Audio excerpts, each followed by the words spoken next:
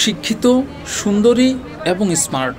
পড়াশোনা শেষ করে এমন একটা মেয়ে যদি ফুটপাতে ব্যবসা করার চিন্তা করে, তাহলে শুরুতেই অনেক প্রতিবন্ধকতার মুখোমুখি হতে হয়।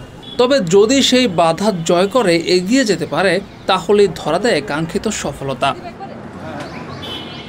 ঠিক এমনই এক উদাহরণ হচ্ছেন আসমা।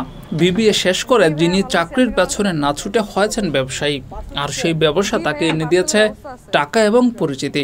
আসলে চাকরি তো একটা দাসত্বের ব্যাপার, আর চাকর ওয়ার্ডটা থেকেই তো চাকরির উৎপত্তি হয়েছে, আমরা সবাই জানি। অন্যের অধীনে কাজ করা থেকে নিজের অধীনে নিজে কাজ করব, এটা আলাদা একটা সুখ থাকে। আর চাকরি দিয়ে হচ্ছে আপনি আপনার প্রতিদিনের প্রয়োজন পূরণ করতে পারবেন। বিজনেস দিয়ে আপনার শখ, স্বপ্ন, নিজেকে নিয়ে, নিজের পরিবারকে নিয়ে এগুলো পূরণ করতে পারবেন। তো এর জন্য মূলত বিজনেসটাকে চুজ করা। পড়াশোনা শেষ করে চাকরি না করে ব্যবসা করার এই পথটা মোটেও সহজ ছিল না আসমার। শুরুতে বাধা এসেছিল পরিবারের থেকে, যেহেতু মেয়ে পড়াশোনা করেছে তাই চাকরি করতে হবে। কিন্তু রাস্তায় বা ফুটপাতে ব্যবসা করার পক্ষে ছিল না পরিবারের সদস্যরা। তবে এখন উল্টো তারাই এসে সাহায্য করছেন। আসলে শুরুর দিকে আমার আব্বা আম্মা চাচ্ছিল না যে আমি এখানে বিজনেস করি, যেহেতু মেয়ে মানুষ হয়ে জন্ম নিয়েছি, একটা বাউন্ডারির ভিতরে সবাই রাখতে চায়।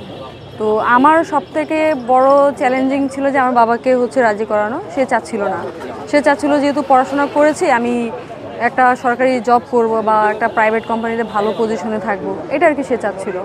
কিন্তু আমার কাছে ফিল হয়েছে যে জব পাওয়ার জন্য যে ক্যাপাবিলিটি থাকে ওগুলো আমার ভিতরে নাই, ততটা মেধাবী না আমি। তো বিজনেসের প্রতি ছোটোবেলা থেকেই ইন্টারেস্ট। তো এই তুলনায় হচ্ছে আমি শুরু করে দিই এই চিন্তাভাবনা করে।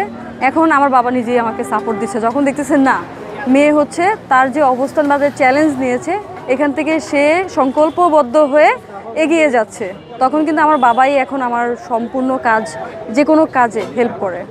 আসমার একটাই কথা, ব্যবসা করতে গেলে বা কোনো কাজ শুরু করতে গেলে প্রথমে বাধা আসবেই।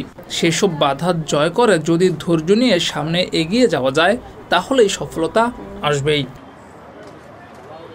জিয়াউর রহমান, যুগের চিন্তা।